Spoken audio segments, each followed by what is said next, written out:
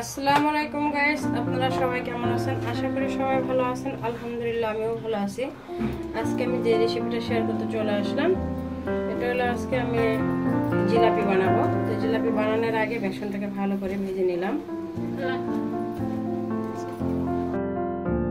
আসসালামু আলাইকুম গাইস, আপনারা সবাই কেমন আছেন? আশা করি সবাই ভালো আছেন। আলহামদুলিল্লাহ আমিও ভালো আছি। আজকে আমি আপনাদের সাথে যে রেসিপিটা শেয়ার করবো এটা হলো জিলাপি।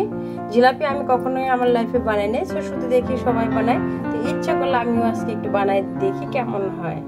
বাট আমি বানাইতেছি, তো কেমন হবে জানি না, বাকিটা তো সামনে দেখতে পারবেন ইনশাল্লাহ। আশা করি ভালো হবে। বাট আমি যেভাবে বানাবো এখন ওটা আপনাদের সাথে শেয়ার করব।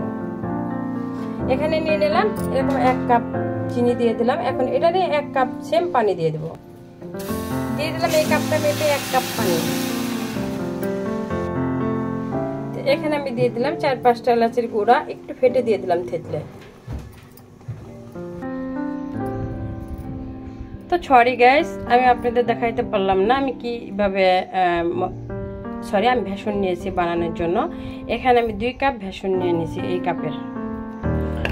তো এখন আমি এটার সাথে মিশিয়ে দেব ইনো। আমি একটা লেমন ফ্লেভারে ইনো নিয়েছি, বাট আপনারা নর্মালি ইনোটাও নিতে পারেন, যে কোনো ইনো দিয়ে এটা করা যাবে।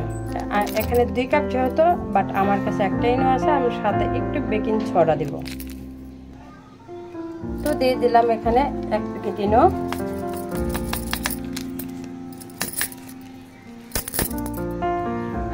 তো এখানে দিয়ে দেবো আমি অল্প একটু বেকিং সোডা। এটা কিন্তু বেকিং পাউডার না, বেকিং সোডা, আমি আপনাদের বলে দিচ্ছি এটা বেকিং সোডা।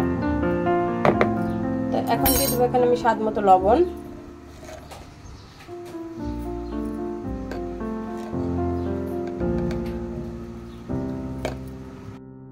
তো এখন আমি এটাকে ভালো করে একটু ব্যাটার বানিয়ে নিব। আমি এখানে হালকা কুসুম গরম পানিটা নিয়েছি।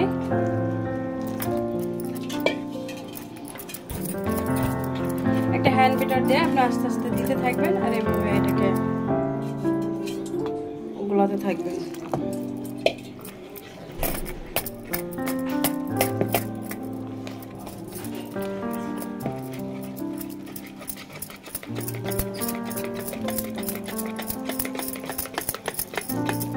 একটু ফুড কালার দিব, বাট এটা আপনারা চাইলে দিবেন, না হয় স্কিপ করবেন।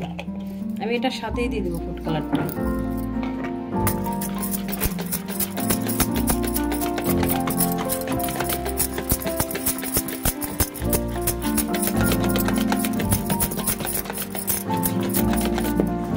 তো এখানে আমি দিয়ে দেবো 1 চামচ ঘি। এটা আমার হাতের তৈরি করা ঘি। এটাকে আমি 1 চামচ না 2 চামচের মতো দিয়ে দিলাম। এই ঘিটা দিলে আসলে এটা খেতে আমি একটু বেশি দিলাম, 3 চামচের মতো ঘি দিয়ে দিলাম। এটাকে আমি এখন মিশিয়ে নেব। এটার ফ্লেভারটা জাস্ট ওয়াও, এক কথায় এটার বলার কিছু নেই। তো এটার ঘনত্বটা আমি একটু দেখে দিচ্ছি। এরকম ঘনত্ব রেখেছি, দেখুন।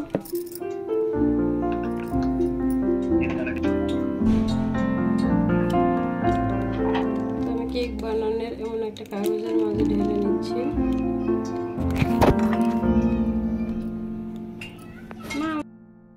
তো চিনির লেয়ারটা আমি এমনভাবে বানিয়ে নিয়েছি, দেখেন ঘনত্বটা এরকম রাখছি।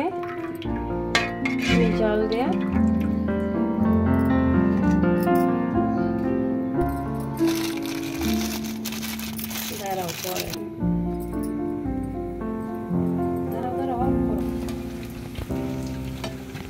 তো আমি এখানে 2 পদের জিলাপি বানিয়ে নিলাম।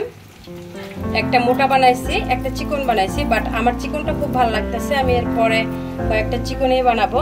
দেখেন এবার আমি উল্টিয়ে দিলাম জিলাপিগুলো।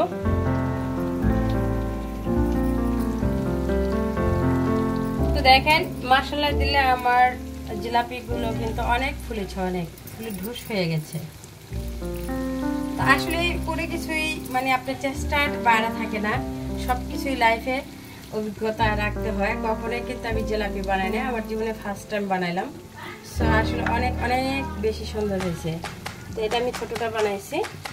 তো এখন এটাকে আমি এইভাবে এখানে আমি রসের যে শিরাটা করে রাখছি এটার মধ্যে দিয়ে দেবো। একটা করে আমি এখানে এটাকে ভিজিয়ে নেব রসের শিরার মধ্যে। তো এইভাবে জিলাপিটা ভালো করে আমি চিনির শিরাটা দিয়ে দিলাম।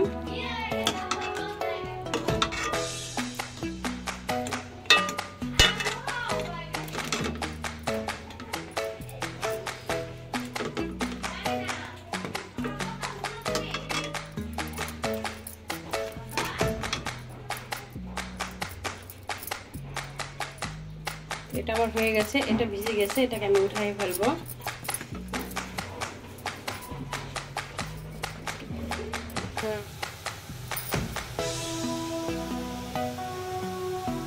এবার আমি আসলে চিকন যে লেয়ারটা দিয়ে বানাই জিলাপি, চিকনটা বানাবো। চিকনটা আমার কাছে ভালো লাগতেছে বেশি, সেই জন্য চিকনটা বানাইতেছি।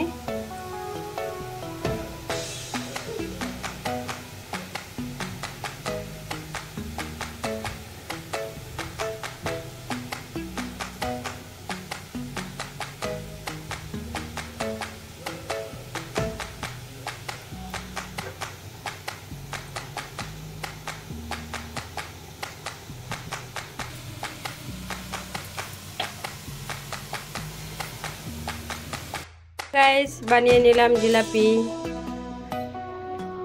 আসলে আমি দেখলাম আজকে জিলাপিটা বানাতে ওরকম কোনো লাগে না, আপনি একটু বানালেই হয়ে যায়, একটু ওরকম কোনো এভিডেন্স লাগে না, কিন্তু খেতে অনেক মজা নিজে বানিয়ে খেলে। তো কেমন হলো আমার জিলাপিটা, যদি আপনাদের কাছে ভালো লেগে থাকে অবশ্যই কমেন্টের মাধ্যমে জানাবেন। ভালো থাকবেন সবাই, আমার জন্য দোয়া করবেন। আজকের ভিডিওটা এই পর্যন্তই ছিল। আমি আপনাদের সকলের জন্য দোয়া করি। আল্লাহ হাফেজ। আমি আপনাদের একটু ভেঙে দেখাইতেছি এটা কতটা ক্রিসপি হয়েছে, দেখেন।